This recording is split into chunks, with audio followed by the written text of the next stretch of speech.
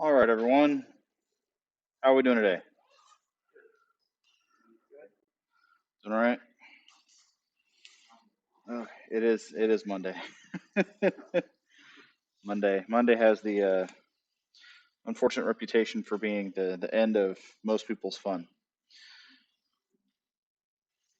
Anywho, today we are continuing on in chapter 14, and we are introducing one of the major ideas that's going to carry us through for a lot of the work that we're going to be doing for the rest of this chapter, and of course for the rest of the course overall. Okay, so we for a while now have been working with multivariate functions, okay, and um, that's coming in a couple different forms. We had, say, vector functions R that would be a mapping that went from a single independent variable to multiple independent or multiple variables, okay? And so this is our parameterized vector valued function. And the idea for this would be that the formulation for this expression would look something like this. We would have several component functions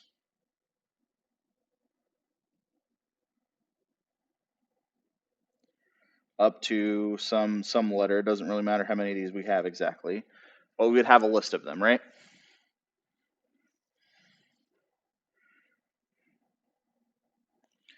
And we, in the previous sections for this chapter, have talked about other kinds of functions where we would have, say, a function of multiple independent variables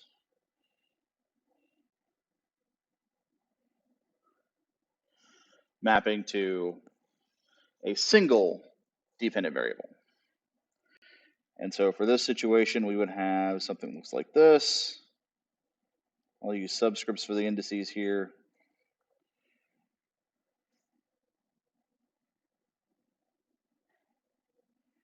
Okay. And then there's some formula here that depends on all that stuff, right? Looks like this. Now, the calculus for this first version of the expression is fairly straightforward, okay? Due to the fact that limits work component-wise, we can do our calculus component-wise. And so differentiation and integration worked in a way that was just, we integrate or differentiate each of the components separately, and none of the algebra involved or the calculus involved interferes with anything else that's going on with any of the other components. Okay? For this case here, that is not so clear. All right? We spent some time last week talking specifically about how limits work in the context of functions like this that have some kind of surface mapping associated with them. Okay. Imagine that's a hill or something, right? Okay. If I'm interested in the limit at this point, okay, I have to be worried about what goes on as I approach from every possible direction. Okay? And the idea was that we somehow came up with a way to bound what was going on with the limit by looking at distances, right? And kind of closing stuff in. Now,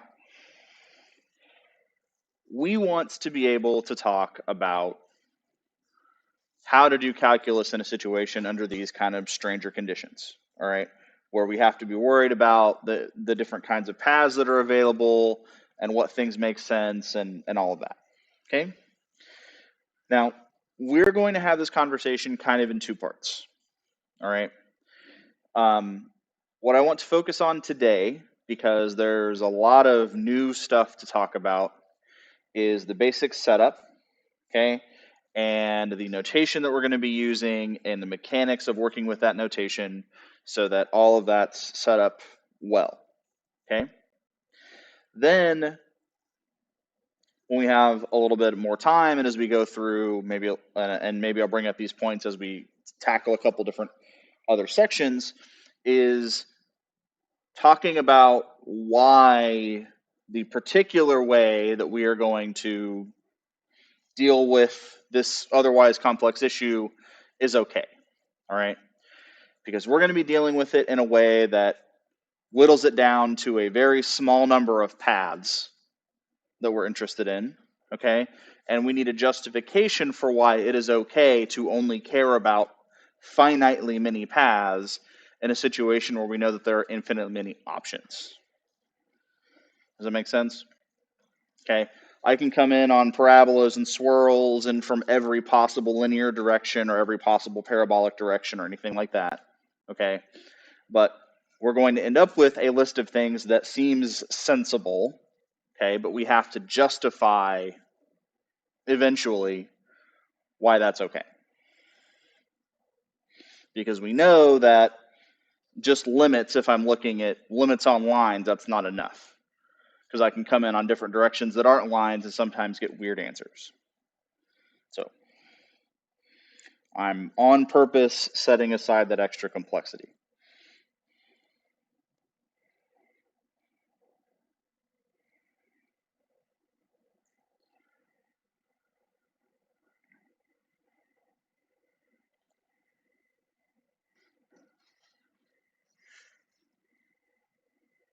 Okay. So let's talk about partial derivatives. All right. Now, one of the things that we can have is some surface like I had before.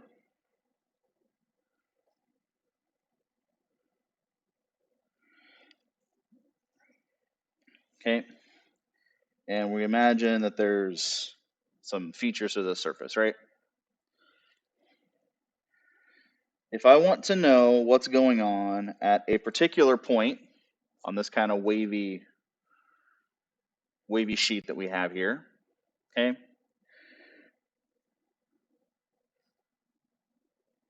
One of the things that I can do,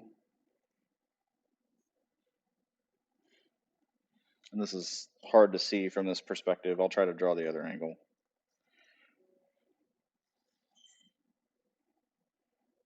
Okay, is I can use a vertical cutting plane to slice through this.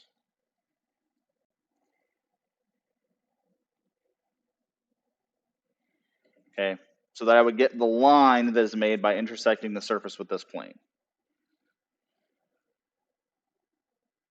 Does that make sense? Okay. And I should be more careful about the way I say it. What I really mean is the curve that is the intersection of that plane with my wavy surface here. At this point,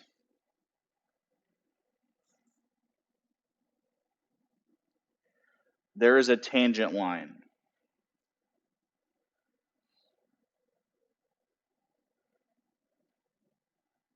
Right?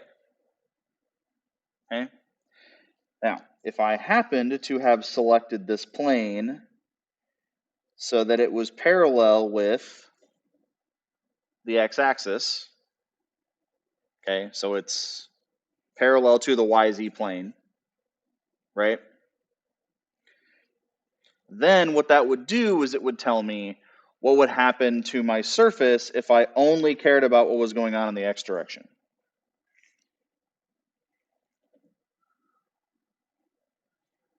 That make sense? So what the picture is trying to demonstrate here is I have a surface and I use a plane that is parallel to the YZ plane to slice through. I have a curve, and what I'm looking at is this curve specifically at the point that I decided to take a look at. if I differentiate along the curve that I have drawn, there's a tangent line, okay? And that tangent line, if I've set this up right, will give me information about how the surface at that point is changing with respect to x.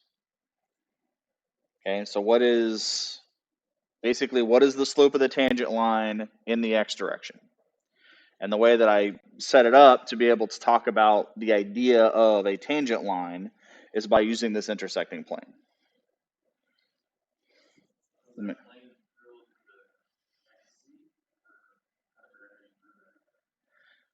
It's not a very good drawing.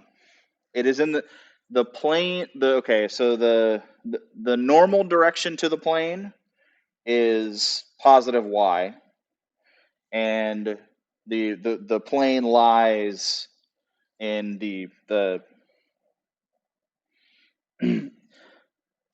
I and k both lie in the plane. This is the best way to say it, right? Sorry, so it's the sorry, I've been saying it incorrectly. It's the xz plane.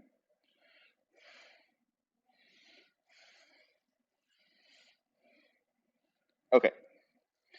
So the idea here is that we have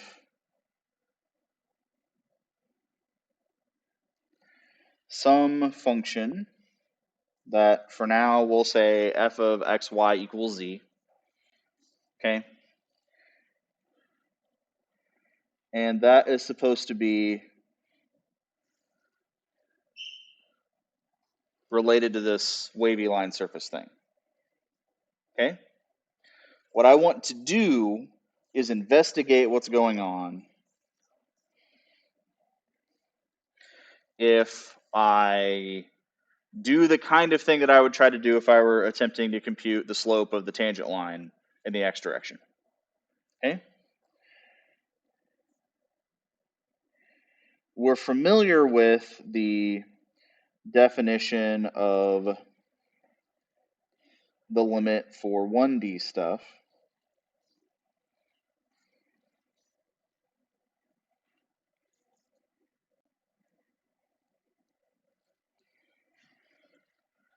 But what I can do is I can modify the formula here to look at what's going on with the derivative with respect to one of my independent variables.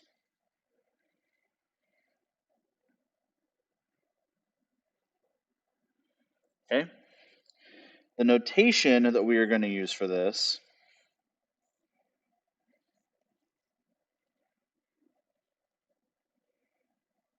and the notation will be something that we have a couple different versions of, is this.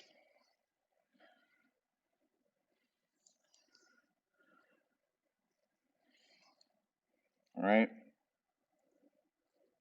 And this is interpreted as the partial derivative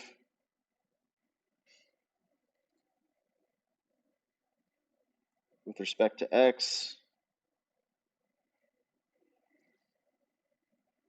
of f.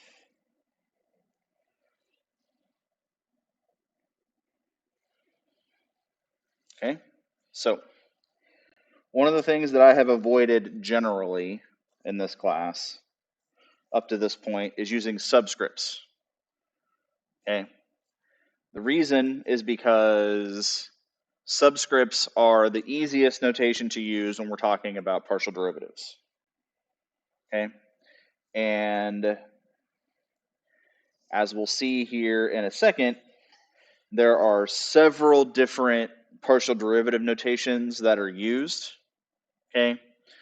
And it's just a matter of what the textbook or what the resource is that you're looking at happens to prefer. Okay? There are a couple that are more common, and there are a couple that are a little bit less common, but come up when they are the most useful thing to do because maybe you're talking about a little bit higher level of mathematics. Okay? Just so you know, and if I'm repeating myself, I apologize, but it's worth stating again anyway. We have kind of reached the level of sophistication in mathematics where there are too many things to keep track of for there to be one clear concise set of notation that handles all of the complexity that we need to be able to encode in our mathematics. So mathematicians are just like you all. We're lazy, okay? So we don't want to have to write all of the detail all of the time. So there are some shortcuts that are gained from context and other shortcuts that are just gained from, well, you should know enough about the problem to understand that if I write this, I really mean this kind of stuff. All right. Which is a little bit irritating, but understanding comes from experience, right? Okay. So at the beginning, the challenge is you have to be able to read and understand what the notation means. As you work through and as you see different usages of the same notation or more problems involving the same stuff, it'll become a little bit more clear. All right. And the other thing that is very helpful in this is as you take material from other classes, say linear algebra or differential equations or something like that, you'll see a lot of crossover between the ideas, and that will also help you organize this in your mind. Okay, so I know at the beginning it's annoying, but it's part of the process. The alternative is writing 2 times as much stuff as we have to write already. So this is what we learn to live with. Okay. On the other side, of course, we can write the same business except with y instead.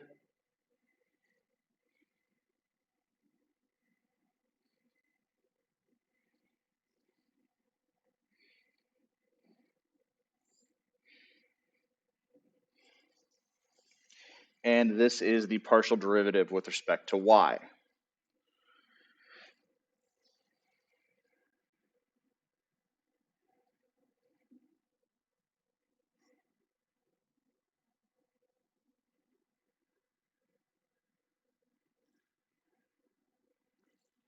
Okay, so plenty of things going on here, right?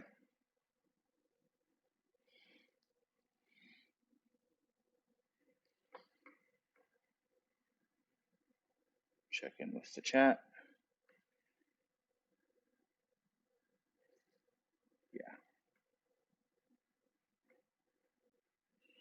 Okay, and then yeah, sorry for not replying to the question in the chat earlier, but you have I said the the corrected version of what you're saying here, but you're right. Okay.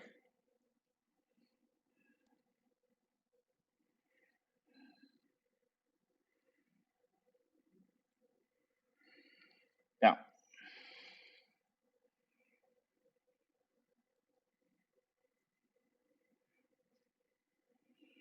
I will indicate which ones of these are the most popular, but they all are valid.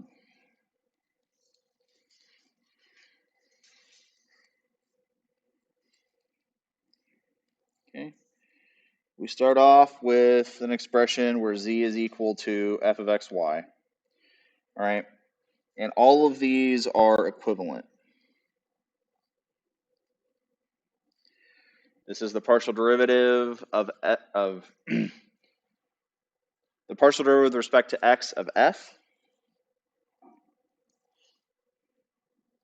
Okay. Sometimes this is written shortly as just f with a subscript x.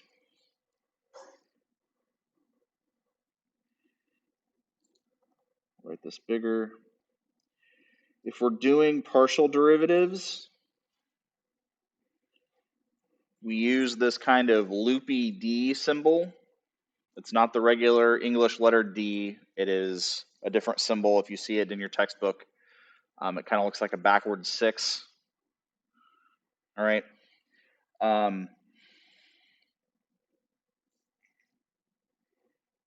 Some places call this letter del or the symbol del. All right. It's not wrong, but there are actually 2 symbols that we call del. Again, I'm sorry. We'll talk about the other one later. And it just depends on where you're reading, whether or not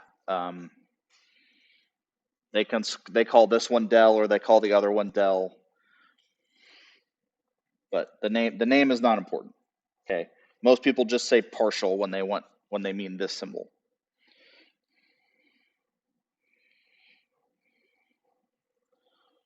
Okay. You can write this same thing except with the XY part. I guess, sorry, it's better written like this.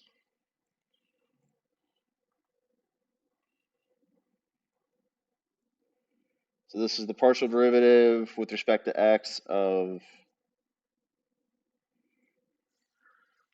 f of xy.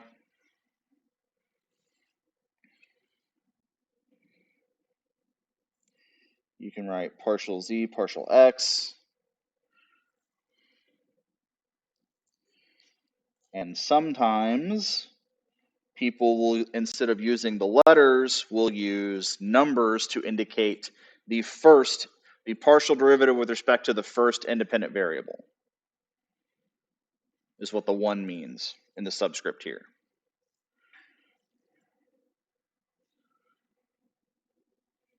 Okay, this notation means basically the same thing. The derivative with respect to the first independent variable. And then we can write that capital D with the subscript x. Okay. When you see this, it's just another way of writing that with fewer symbols. So it means take the derivative of whatever comes after. It's referred to as operator notation. Sometimes you'll see differential equations written that way. Okay? So this is what I was talking about. Lots of sort of just stuff that comes up. All right. This half is more popular than the latter half. Okay. But as things get more complicated, having this condensed notation becomes more important. So as you progress, you will write down fewer things.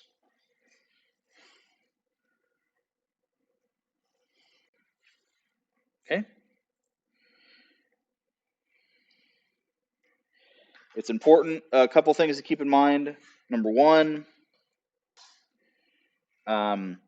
it should be pretty clear if you're doing multivariate calculus that if you start seeing letters and subscripts, then that indicates derivatives. Okay, so that shouldn't really ever be a surprise. And then the other thing to keep in mind is that I know it looks weird, but yes, when you're talking about partial derivatives, you do have to write the funny looking D.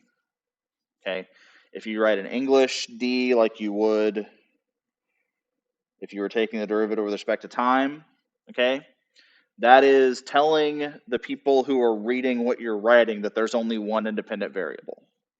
All right, and if there's more than one independent variable, you are wrong in what you're telling them. Okay, so please be careful about this. Now, sometimes you will see the DDT like that because there's only one independent temporal variable, right? Whereas you may have multiple spatial independent variables. People are usually more careful than that. But again, some of these textbooks are old and people are picky about this stuff. So you'll see weird things. Okay, and then I haven't brought it up yet, but I will now just because I thought about it and I can't help myself from confusing everybody even further.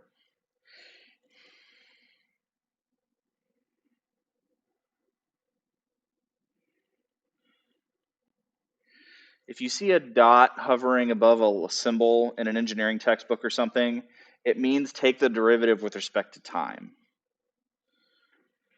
Okay, sometimes you'll see 2 dots and that means 2 time derivatives. You can blame Newton for this. Newton. No, no. I don't don't think he does much calculus. He might. Who knows? He does. He does weird things. Has to look like a tough guy riding around shirtless on horses for no reason.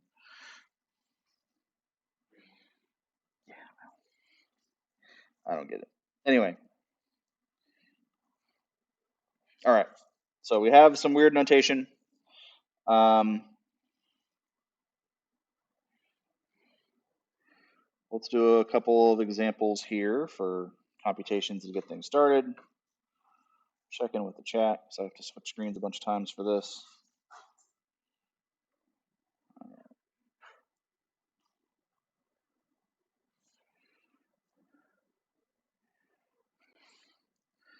So let's take f of xy here.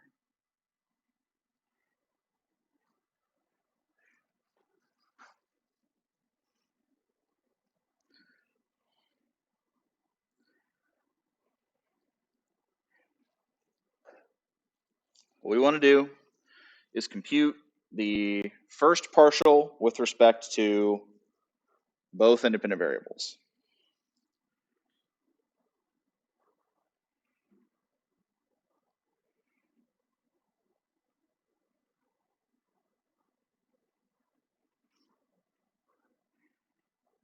I'm writing a little bit extra so that it's clear what it is we're doing.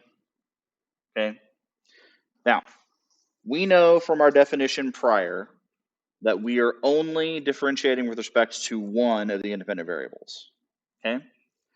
And much like many of the exercises that you should have done in Calc 1 and Calc 2, if I'm differentiating with respect to a particular variable, all other symbols are constants, right? So here I'm differentiating with respect to x. Okay, it is the only variable that I care about right now. So the only expression that matters are ones that have x's in them. And we use our normal differentiation rules. The first term only has x's in it, so we differentiate it like normal. We use the power rule. Bring the power out front, reduce the power by 1. Okay, for the second term, what do we get? 5 times y to the 4th power. Because I have x times a constant. I use the power rule. Reduce the power by 1. Bring the power out front, reduce the power by 1. And so x to the first derivative is 1x to the 0, which is 1.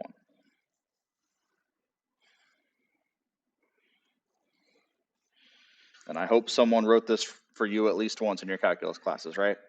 The power rule works even in this case. All right, so this is our derivative. That's all it takes. All right, partial derivatives are as easy to compute as you could possibly hope that they would be to compute.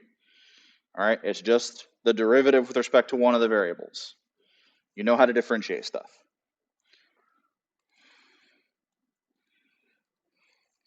Now we do the partial with respect to y.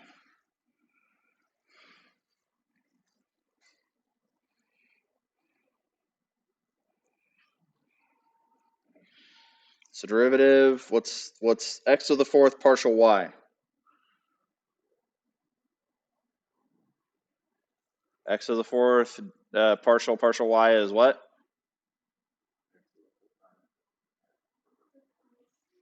It's 0 because it's a constant. No y's, no non-zero derivative. Okay, we get 0 plus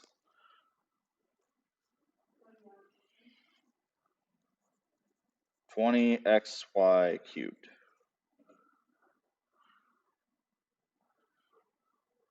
Okay, got to be on the watch out for that. All right, more things are going to disappear than you're used to disappearing.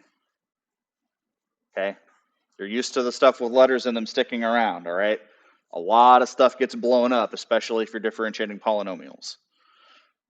So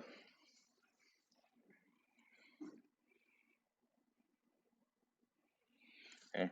And then just so you know, the ordering that we write the variables in is mostly arbitrary. It's a combination of um, alphabetical and putting the higher powers first, right? But we know that addition associates and commutes, so it's not that big a deal.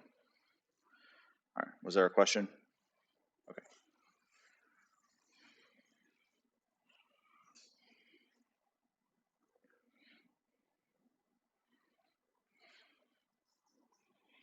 All right. Now, we'll do one other example, then we'll come back to this. So I'm going to leave myself a little bit of room here and then go on to the next stuff. So what about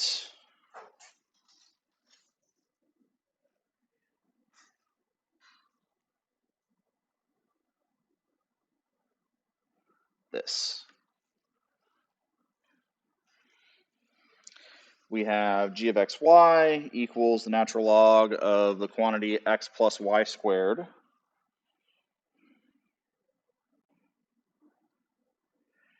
We want to compute the partial derivative of g with respect to x.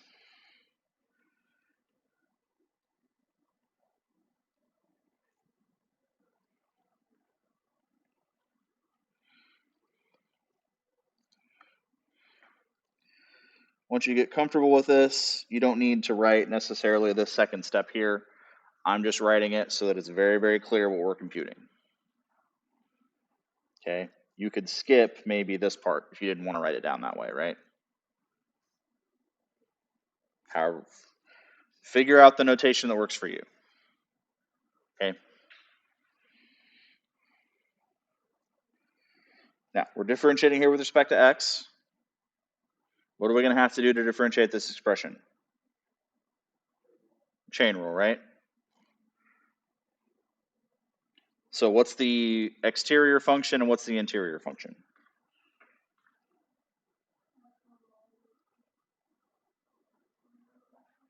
And we have natural log on the outside. On the inside, we have x plus y squared. Okay? So we take the derivative of the outside, leave the inside alone, right? Times the derivative of the inside.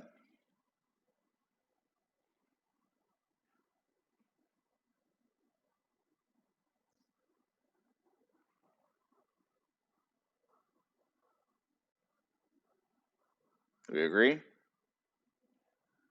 Okay. Now, obviously, this one simplifies quite a bit because our interior function was simple.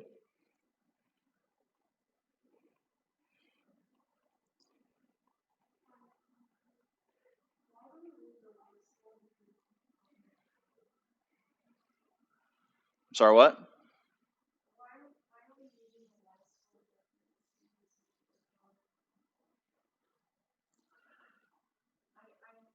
Okay, so if we were doing this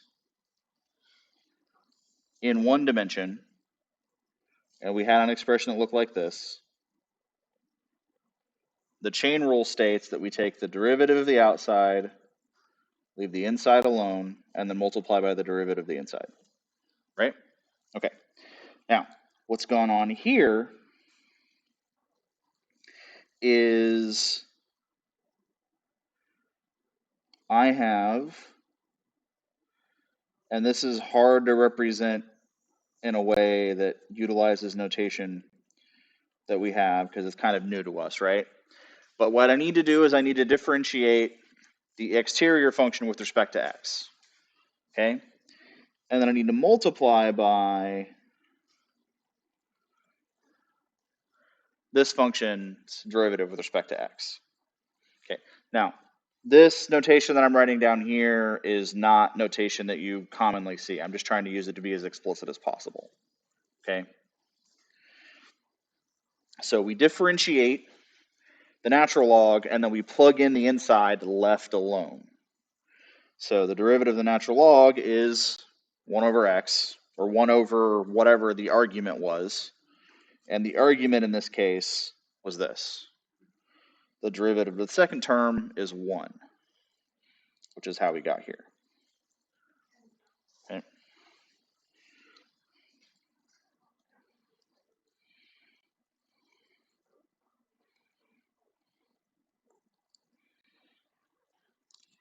All right. The second piece, I think with that explanation, it's pretty easy to see why that's the answer.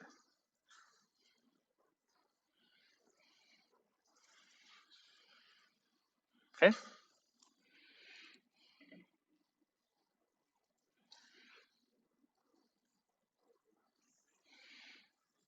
All right. So we're kind of getting the feel for this. Obviously, practice is important here. Do lots of examples. You need to do about a dozen of these problems just to kind of get in the flow of it. All right. And then it'll start feeling pretty normal. All right. The easiest mistake to make are copy mistakes.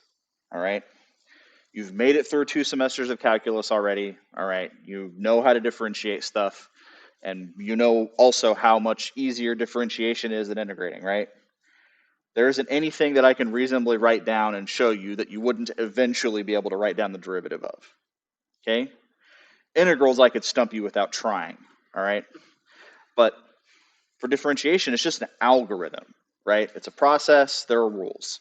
There are a handful of functions whose derivatives you're supposed to know, and there's the product rule, the power rule, the product rule, the quotient rule, and the chain rule. That's all you need to know. All right? It's just this, there's some extra letters floating around. Okay? If it's not the letter you care about, it's a constant. Easy as that. Okay? If you want to, you can imagine every letter that's not the one that you're differentiating with respect to as pi. And it just kind of floats around, right? Because you've differentiated a handful of things that just have extra pi's floating around as constants. It's just a letter you write down. Okay? Now, returning to our previous example, let me drag this down so I have more room. Give myself less than I thought.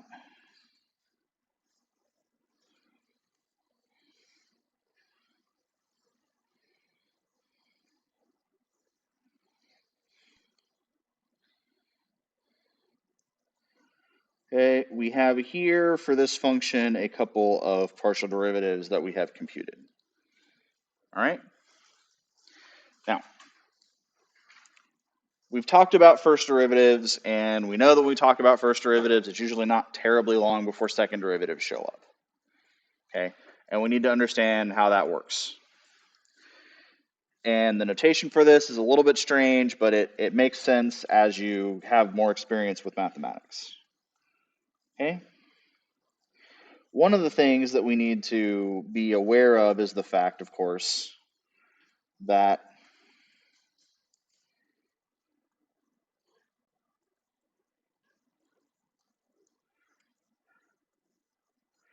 I can differentiate with respect to different variables. And for this process, whenever we do things mathematically, order matters, right? And so I need to understand when I write this down, how does this interact with the notation that I have already developed, right?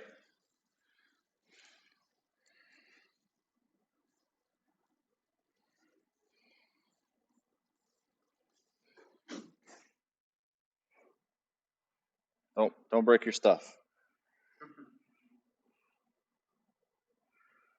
Okay, now, we want our notation to be consistent, right?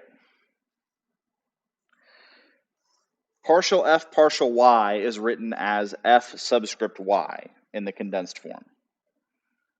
Okay?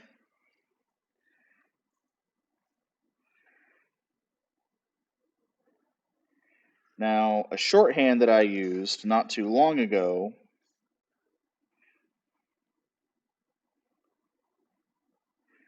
would be this, to say take the partial derivative of this expression with respect to x, right? Now, if I'm taking 2 partial derivatives or 3 partial derivatives or whatever, I don't want to have a bunch of parentheses built up, right? So what we do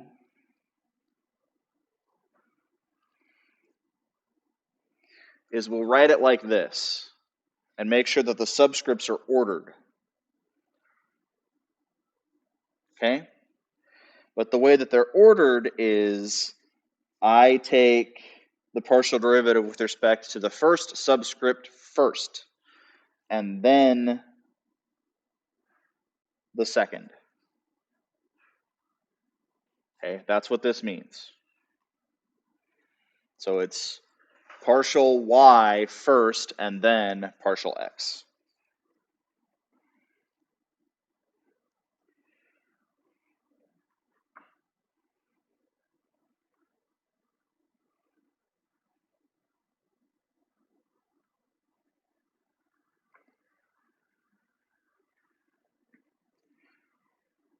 And the way that this looks, going back to this notation,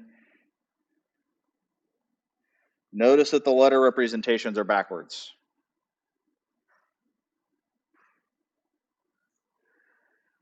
Okay, it's annoying, but that's how it's written. Okay. In general, it is more useful, even though it's more complicated, to think about this picture. Okay. In mathematics, we read from right to left, because it doesn't matter what we're doing. If we're talking about multiplying something by matrices, or we are talking about applying functions, as we build it up, it moves to the left, right? So the rightmost thing happens first. But you need to write it in this notation, okay, in order for that to make sense. For the subscripts, we proceed left to right. I know it's annoying, but again, it's just a matter of experience, right? Getting used to it.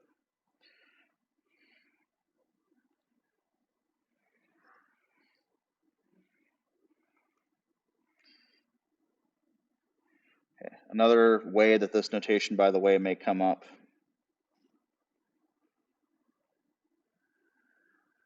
is like this.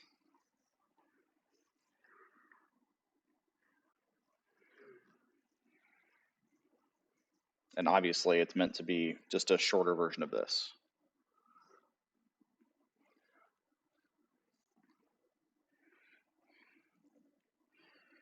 Okay. So we have that going on. That's fine. We can deal with that, right? Okay. So let us go ahead and now, since we're looking at these things, compute the second partial with respect to all the variations. There are 4 possible second partials, right? 2 derivatives with respect to x, y then x then y, and then yy, right? Okay, so let's figure all these out. We have already once differentiated with respect to x, so what we need to do here is take our previous expression and differentiate with respect to x once more. What do we get?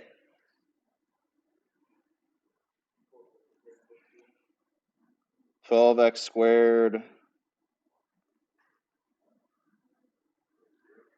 plus a 0, right? Okay, we can skip right into 0, it's okay.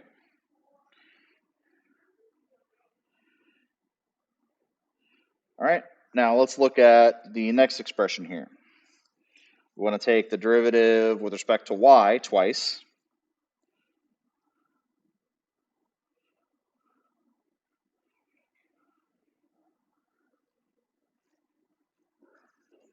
And so what are we going to get here?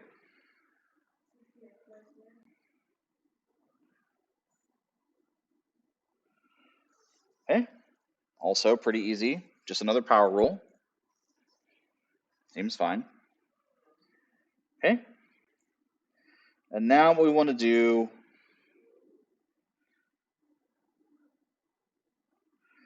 is do what are referred to as the mixed partials.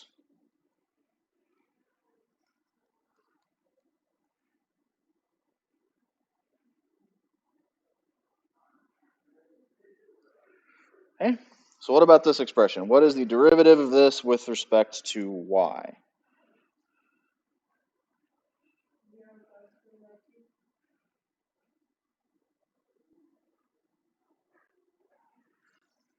Okay.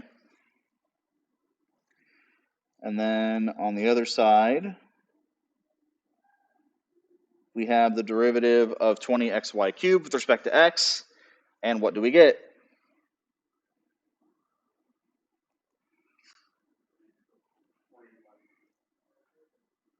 20y cubed.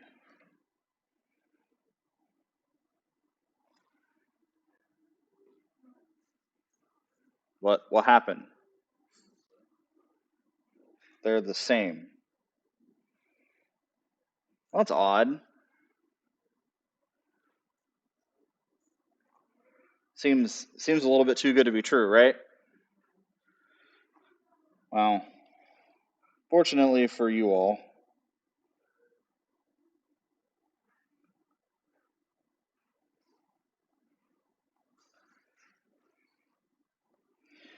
that by Clairaut's theorem, if a function has two continuous derivatives, the mixed partials match for any function that is continuous enough to be differentiated twice. So partial f partial y will equal partial y partial f. Or sorry, x f partial x partial y will be equal to f partial y partial x. Okay, so that is one of the very, very, very useful results. Okay, and it's one of the ways that you can double check yourself to prevent mistakes. Okay, if you are doing some calculus and you end up in a situation where the mixed partials don't match, you did something wrong, unless the function has a continuity problem or a differentiability problem somehow, right? So you can use this in order to keep things in line. All right. Now, for the most part in the exercises for this section, there is just an acclimation process that needs to go on with you getting used to taking partial derivatives of things. Okay. Your textbook starts off with just giving you examples like we had today, where you just have formulas and you want to do a little bit of practice computing stuff. And then they also have some examples where they ask you to do some partial derivative computations involving physics formulas and chemistry formulas and things like that, where you get letters that aren't X, Y, and Z. Okay, you'll get P and T and C and things like that for pressure, temperature, volume, V, that kind of stuff. All right.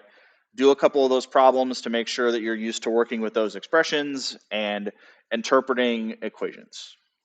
What we're going to be doing going forward in the next couple of sections is, after we get some more practice with partial derivatives, be using our partial derivatives to do optimization problems involving multiple independent variables. So for instance, one of the things that we might try to want to figure out is, say I have a soup can, okay? And I, as a manufacturer, want to spend the minimum amount of money that I need on sheet metal to make a soup can. But people have decided that there needs to be 8 ounces of soup in a can in order for me to sell them a single serving of soup. All right? So what you would do is do the calculus, because this thing depends on its radius and its height, right? The amount of total surface area you have. You would figure out how much sheet metal it takes to make a can. So what's the smallest amount of surface area that I can use to hold 8 ounces of soup? Okay. And then you do that problem, and then you find out that there's no way that you can make a soup can that size because it looks like a cat tin, and nobody's going to eat soup out of a cat tin. Anyway, so take care, everybody. We'll continue on as we go through the week here, and I will see you all next time.